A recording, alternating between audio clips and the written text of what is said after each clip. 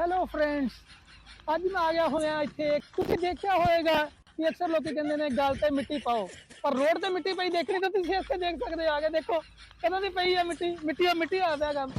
ਜਿਹੜੇ ਲੋਕੀ ਕਹਿੰਦੇ ਤੁਸੀਂ ਬੜੇ ਮੋਟੇ ਹੋ ਗਏ, ਮੋਟਾਪਾ ਘਟਾਉਣਾ, ਤੇ ਜਿਮ ਜੁਆਇਨ ਕਰੋ, ਤੁਸੀਂ ਮਤਲਬ ਦਵਾਈ ਖਾਓ, ਇਹ ਪੈਸੇ ਖਰਚ ਕਰਨ ਦੀ ਕੋਈ ਲੋੜ ਨਹੀਂ ਹੈ। ਇਸ ਰੋਡ ਤੇ ਆਓ ਗੱਡੀ ਲੈ ਕੇ ਜਾਂ ਮੋਟਰਸਾਈਕਲ ਲੈ ਕੇ, ਏਦਾਂ ਲਹਿਰਦੀ ਹੋਈ ਜਾਏਗੀ ਗੱਡੀ ਜਾਂ ਮੋਟਰਸਾਈਕਲ ਤੁਹਾਡਾ। ਮਤਲਬ 5 ਮਿੰਟ ਦੇ ਵਿੱਚ ਤੁਹਾਡੀ ਇੰਨੀ ਜ਼ਿਆਦਾ ਐਕਸਰਸਾਈਜ਼ ਹੋ ਜਾਏਗੀ, ਜਿਹੜੀ ਜਿਮ ਜਾ ਕੇ ਤੁਹਾਡੀ 20 ਦਿਨਾਂ 'ਚ ਨਹੀਂ ਹੋ ਸਕਦੀ, ਉਹ ਵੀ ਬਿਲਕੁਲ ਫ੍ਰੀ 'ਚ। ਆਹ ਦੇਖੋ ਮੋਟਰਸਾਈਕਲ ਆ ਰਿਹਾ, ਇਹ ਬੜੇ ਪਿਆਰ ਨਾਲ ਲੰਘੂਗਾ। ਹੁਣ ਦੇਖਿਓ ਇਹ ਐਕਸਰਸਾਈਜ਼, ਦੇਖੋ ਮੋਟਰਸਾਈਕਲ ਦੀ, ਨਾਲ ਉੱਤੇ ਬੈਠੇ ਲੋਕਾਂ ਦੀ ਭੀੜ। ਏਦਾਂ ਦੇ ਜਾਂਦੇ, ਏਦਾਂ ਪਹਾੜਾਂ ਜਾਣ ਦੀ ਲੋੜ ਹੀ ਨਹੀਂ ਆ। ਅਸੀਂ ਤਾਂ ਗੱਡੀ 'ਚ ਬੈਠੇ ਬੈਠੇ ਤੁਹਾਡੀ ਐਕਸਰਸਾਈਜ਼ ਹੋ ਜਾਂਦੀ। ਏਦਾਂ ਦਾ ਲੰਘਦੇ ਸਾਰੇ, ਗੱਡੀ ਦੇ ਵਿੱਚ ਬੈਠਾ ਬੰਦਾ, ਉਹਦੀ ਐਕਸਰਸਾਈਜ਼ ਹੋ ਰਹੀ ਹੈ। ਆ ਰਿਹਾ ਜਿਹੜੀ ਵੀ ਗੱਡੀ ਜਾਊਗੀ ਏਦਾਂ ਹੀ ਜਾਊਗੀ। ਸਾਨੂੰ ਜੀ ਉਹ ਦੇਖੋ ਛੋਟਾ ਸੀ, ਉਹ ਉੱਥੇ ਆ ਜੀ, ਉਹਨੂੰ ਕਿੰਨਾ ਟਾਈਮ ਲੱਗ ਜਾਣਾ ਇੱਥੇ ਤੱਕ ਪਹੁੰਚਣ ਲੱਗਿਆ। ਦੇਖੋ ਦੇਖੋ ਗੱਡੀ ਦੀ ਐਕਸਰਸਾਈਜ਼ ਹੋ ਰਹੀ ਨਾਲ ਨਾਲ, ਇੱਥੇ ਪੈਰ ਘੁੰਮਦੇ ਆ।